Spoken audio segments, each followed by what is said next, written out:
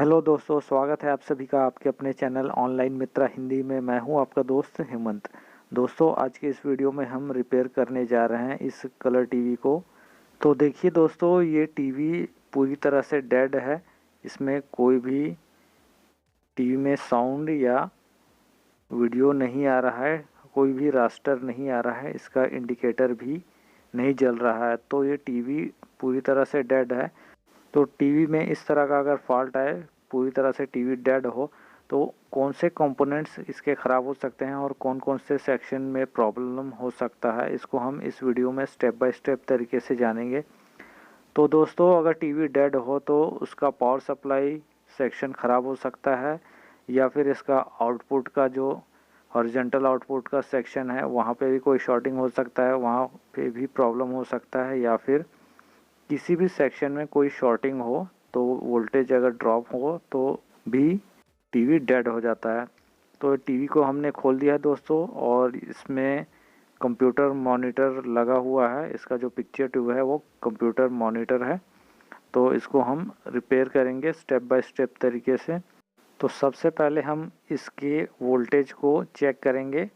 उसके बाद हम यहाँ पर फॉल्ट को ढूंढेंगे कि कहाँ पे फॉल्ट है।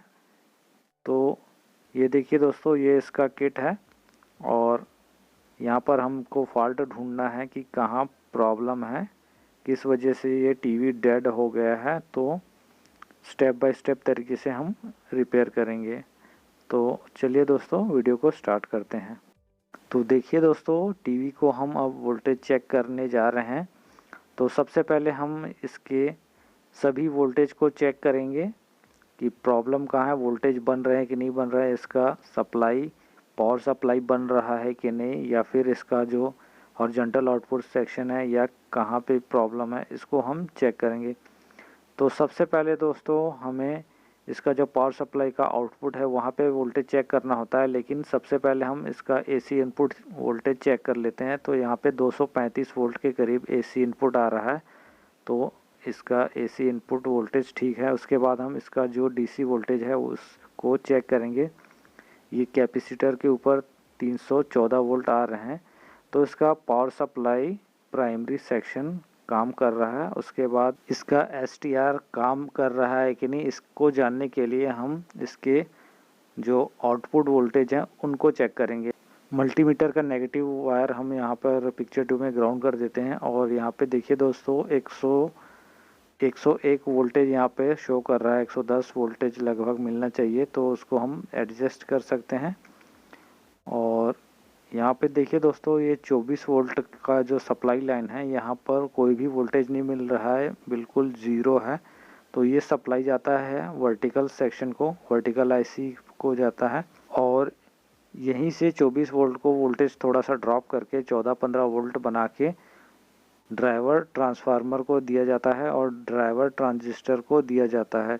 तो इन सेक्शनों में ये सप्लाई जाता है 24 वोल्ट।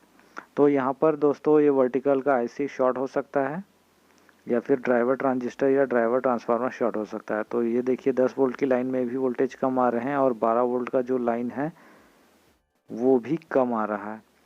और यहाँ पर आप देख सकते हैं 24 वोल्ट का लाइन बिल्कुल ज़ीरो दिखा रहा है। तो ये क्यों ऐसा आ रहा है, वर्टिकल सेक्शन में शॉर्टिंग है या ड्राइवर सेक्शन में है, या फिर इसका जो डायोड लगा है या कैपेसिटर लगा है वो शॉर्ट है। इसको हम चेक करने के लिए सबसे पहले इसको चेक करेंगे कि इसका डायोड शॉर्ट है कि नहीं है। तो उसके बाद हम वर्टिकल सेक्शन को भी चेक करेंगे।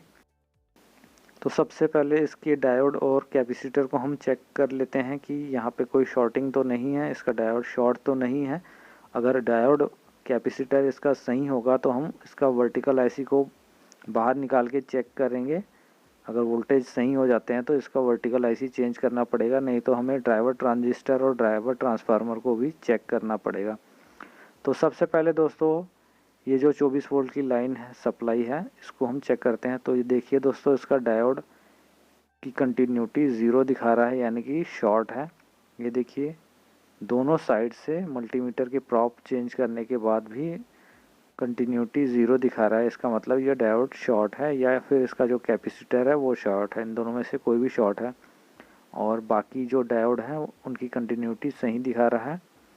तो अब इसको हमें पीसीबी से बाहर निकाल के चेक करना पड़ेगा कि इसका डायोड शॉर्ट है या इसका कैपेसिटर शॉर्ट है। इन दोनों में से कोई भी शॉर्ट हो सकता है, या फिर इसका जो वर्टिकल आईसी है अगर वो शॉर्ट हो तो भी इस तरह से इसका डायोड में भी शॉर्टिंग दिखा सकता है। तो सबसे पहले ये डायोड को हम बाहर निकाल के एक बार चेक कर लेंगे।